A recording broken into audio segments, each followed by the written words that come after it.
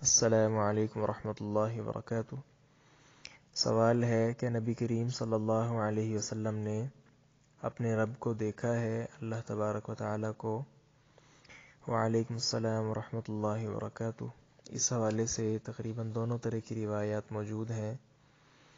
سیدہ عائشہ صدیقہ رضی اللہ عنہا ام المؤمنین فرماتی ہیں، صحیح بخاری کی 68-32 نمبر روایت ہے، من حدثك ان محمد صلی اللہ علیہ وسلم رأى ربه فقد كذب۔ آپ کو جو یہ بات بیان کرے کہ محمد صلی اللہ علیہ وسلم نے اپنے رب کو دیکھا ہے تو یقیناً اس نے جھوٹ بولا۔ دوسری حدیث صحیح مسلم کی 261 نمبر ابو ذر رضی اللہ عنہ سے ہے، وہ فرماتے ہیں، سألت رسول اللہ صلی اللہ علیہ وسلم هل رأيت ربك قال نور انی اراہ۔ میں نے اللہ کے رسول صلی اللہ علیہ وسلم سے سوال کیا کہ آپ نے اپنے رب کو دیکھا ہے؟ تو آپ نے فرمایا وہ تو نور ہے، میں اسے کیسے دیکھ سکتا ہوں۔ سیدہ عائشہ والی روایت میں رضی اللہ عنہ یہ الفاظ بھی ہیں کہ لا تدرکہ الابصار، اسے نظریں کیسے دیکھ سکتی ہیں، ان کا ادراک کیسے ممکن ہے۔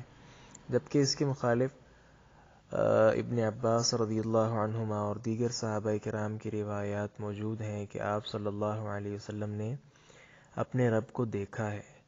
تو اب اس کی تطبیق کیا ہوگی؟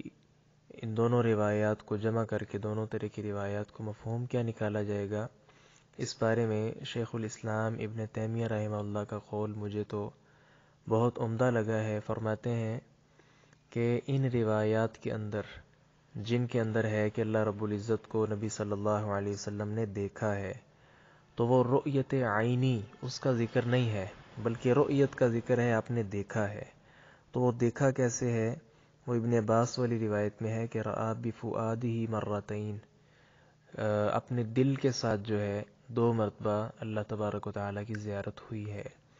ویسے بھی دنیا جو ہے ایک دارالامتحان ہے، دارالاختبار ہے، دار نعیم نہیں ہے، تو اس میں صرف امتحان ہی ہو سکتا ہے، باقی نعمتیں جو ہیں وہ تو قیامت والے دن انشاءاللہ الرحمن اللہ تبارک و تعالیٰ کا دیدار وہ سارے لوگ انشاءاللہ جو مومنین ہیں، مسلمان ہیں، ان کو انشاءاللہ نصیب ہوگا، جیسا کہ مفصل صحیحین کی روایات بھی موجود ہیں، اور قرآن کریم کی بعض آیات سے بھی یہ بات مترشح ہوتی ہے۔ تو باقی رہی بات ان کی تطبیق کی، تو وہ یہی ہے کہ رؤیت عینی نہیں ہے، بلکہ دل کے ساتھ دیکھا ہے، خواب کے اندر دیکھا ہے، ایسے نہیں دیکھا۔ یہی شیخ الاسلام ابن تیمیہ رحمہ اللہ اور دیگر کئی فقہا نے اس بات کو جو ہے وہ راجح قرار دیا ہے۔ باقی اس کی اور مختلف تطبیقات بھی ہو سکتی ہیں، کہ جیسے ایک میں نے بھی ذکر کی کہ دار نعیم وہ قیامت والا ہے، قیامت کے بعد اس وقت جو ہے یہ، چونکہ اللہ رب العزت کا دیدار ایک نعمت ہے، تو یہ نعمت اسی وقت ہی ہو سکتی ہے۔ دنیا تو دارالامتحان ہے۔ اور دوسری وجہ یہ بھی ہے اندر کہ قرآن مجید میں جو اگر یہ کہتے ہیں کہ لیلۃ الاسراء میں اللہ تبارک و تعالیٰ کو جو ہے آسمانوں پر جا کر دیکھا ہے، تو قرآن مجید میں اب آپ جانتے ہیں وہ مسئلہ بنا صحابہ کرام آپس میں، کیا جو ہے آسمانوں کی سیر کے لیے نبی گئے ہیں کہ نہیں؟ ابو بکر رضی اللہ عنہ کے پاس لوگ آئے، عمر کے پاس گئے، اور دیگر کئی اس کی جو ہے تحقیقات لوگوں نے کروائیں۔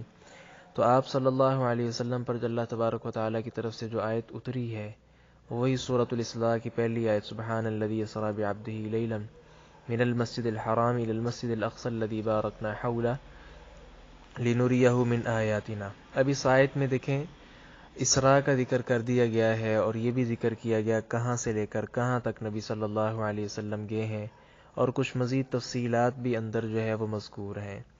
اب دیکھیں اسراء کا جو معاملہ ہے، مسجد سے لے کر دوسری مسجد اقصی تک جانے کا، اس سے اہم ہے کہیں بڑھ کر اللہ رب العزت کی زیارت۔ تو اگر وہ اللہ رب العزت کی زیارت آپ کو عینی طور پر ہوئی ہوتی، جسے آپ ریئلی طور پر کہہ لیں، تو اس کا ذکر بھی قرآن میں ہوتا، قرآن میں تو اس کا ذکر نہیں ہے۔ تو یہاں سے پھر واللہ عالم شیخ الاسلام رحمہ اللہ کی بات جو ہے وہ عمدہ لگی ہے کہ اس میں تطبیق پھر یوں ہی ہوگی، کیونکہ دونوں روایات کو ملا کر پھر فیصلہ کیا جاتا ہے۔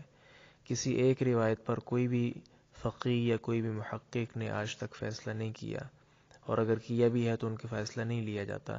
اصول یہی ہے محدثین کے ہاں کہ دونوں طرح کی روایات کو جمع کر کے جو بات پھر سامنے آئے اس پر پھر جو ہے اپنا موقف آگے قائم کیا جاتا ہے۔ تو اس کا خلاصہ آپ یہی سمجھیں کہ رؤیت عینی نہیں ہے، بلکہ دل کے ساتھ جو ہے، یا یوں کہہ لیں خواب کے ساتھ اس کا تعلق ہو سکتا ہے کہ اللہ سبحانہ و تعالیٰ کو نبی کریم صلی اللہ علیہ وسلم نے دیکھا ہے۔ السلام علیکم ورحمۃ اللہ وبرکاتہ۔